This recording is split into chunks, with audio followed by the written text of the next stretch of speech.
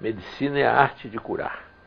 Então eu só tenho um único compromisso com meus pacientes: aliviar o sofrimento deles e, quando possível, curar.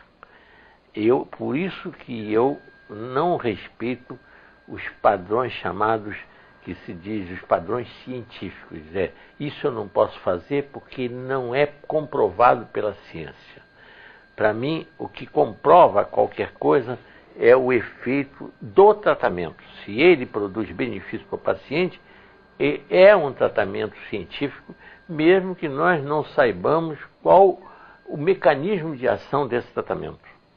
E eu uso os recursos, sejam quais forem, para beneficiar os pacientes, para que eles se beneficiem e pelo menos tenham o alívio do sofrimento e, se possível, a cura do paciente. Agora, depois, então, porque eu tenho uma mente de investigação, com uma forte tendência à investigação, depois eu não me satisfaço com isso e procuro encontrar uma solução, procuro encontrar algo que me satisfaça, que eu entenda por que ele funcionou. E depois de já ter curado o paciente, depois de ter dado o resultado, aí eu tenho interesse em investigar o porquê. E quando eu não consigo, porque eu não tenho laboratório, provar o porquê, eu sempre procuro um raciocínio lógico que me leve à conclusão do porquê. Por exemplo, no caso das alergias, o paciente, fazendo a autoimunoterapia, ele tem uma grande melhora da alergia. Bom, alergia, na realidade, não é nenhuma doença. É uma reação do sistema imunológico ativada, uma reação exacerbada, devido ao grande número de agressões que o ser humano sofre no dia a dia. No ar que ele respira poluído, nos alimentos que ele come com substâncias que são agentes conservantes, mas que trazem prejuízo para ele, corantes que usa nos alimentos. Isso tudo são agressões. Então, o organismo das pessoas mais exigentes luta demasiadamente contra isso. Há até já uma suspeita bem fundada de que as pessoas que são muito alérgicas têm muito menos chance de ter câncer, porque têm um sistema imunológico mais zeloso, mais ativado. Isso já é uma suspeita, ainda não é provado, mas já está suspeitando muito disso. Então, o que eu então procurei encontrar uma solução para explicar o que é a alergia e o que representa a cura através da autoimunoterapia. Como se dá essa cura? Inventei uma forma que me satisfez.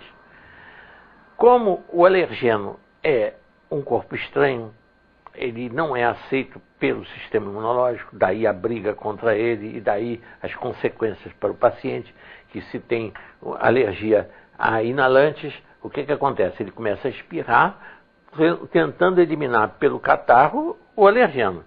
Se esse alergeno vai lá para os pulmões, o sistema imunológico agride aquilo e produz uma secreção para tentar, com essa secreção, que ele, tossindo, elimine esses alergenos que estão agredindo. Então, na realidade, é uma forma de defesa. A doença não é nem doença, é uma defesa contra o que está fazendo mal, que não deveria existir no ar que ele está respirando, não deveria existir no alimento que ele está comendo.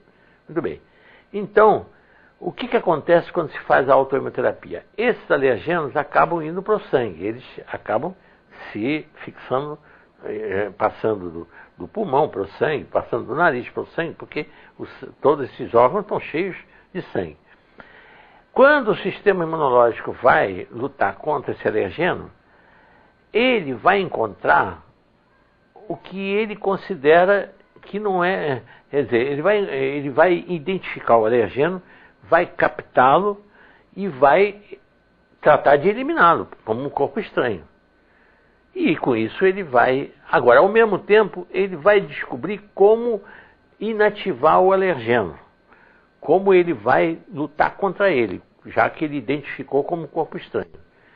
E acaba com isso induzindo o que chama tolerância imunológica.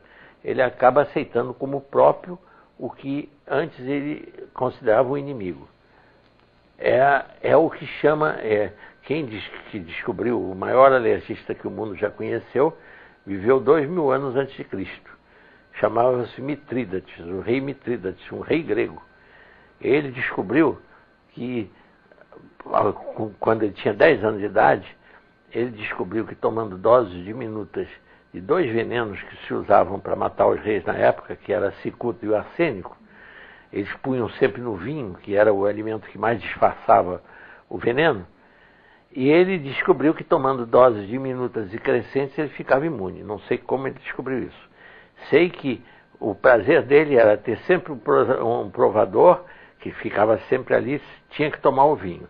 Quando o provador tomava o vinho e caía morto, fulminado, ele pegava com um gole, ele tomava o resto da taça de vinho e era considerado pelo povo como tendo poderes divinos, porque todo mundo tinha assistido a pessoa tomar e morrer fulminado, e ele tomando o resto, em uma quantidade muito maior do veneno. Então ele descobriu que o próprio veneno criava defesas contra o veneno. O veneno criava os anticorpos contra o veneno. Mas para isso ele fazia em doses crescentes. E é o princípio da vacina. É o que se faz quando se fabrica o soro antiofídico, para depois a gente nos salvar da picada de cobra, é injetar no cavalo doses crescentes de veneno, até que o cavalo suporta doses que matariam na primeira dose instantaneamente o cavalo. E aí já está com esse sangue desse cavalo é retirado, separado do soro, e esse soro, a parte branca, né? A parte vermelha dos glóbulos é jogada fora, fica com a parte branca, e essa que é o soro antiofídico. Mas quem descobriu isso tudo foi o rei Mitrídates, 2000 anos antes de Cristo.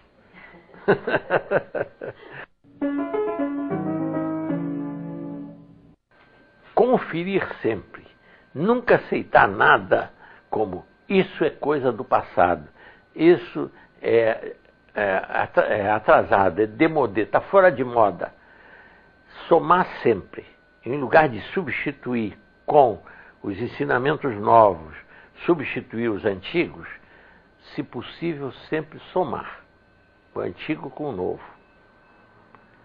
E sempre conferindo, nunca aceitando como isto não funciona sem conferir.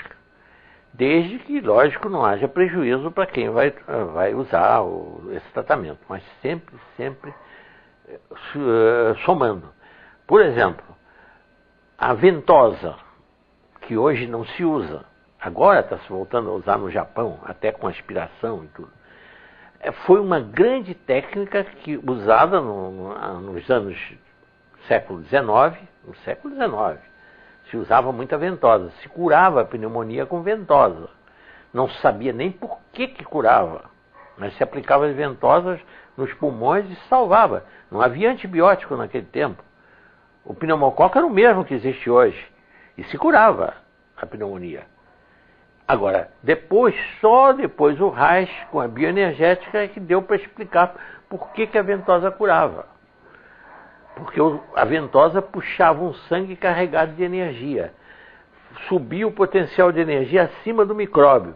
E a energia que estava sendo usada pelo micróbio para se reproduzir era tirada dele. E a ventosa, com isso, curava a pneumonia. Mas sem esperar o Reich publicar os livros dele nos anos 40 do século XX, não se sabia. Mas os médicos tinham juízo e usavam a ventosa sem saber por que funcionava, já que funcionava. Então, a grande lição é a gente considerar como objetivo primeiro da medicina o alívio e a cura do paciente. E depois, a nossa satisfação como cientista, que nós queiramos ou não, todo médico deve querer ser um cientista, deve querer saber o porquê das coisas, vai estudar depois, para se satisfazer. Isso é satisfação pessoal. Mas o compromisso que ele tem não é esse. O compromisso que ele tem é com o paciente, de melhorar o paciente, de aliviar o sofrimento. Esse é o único compromisso que ele tem.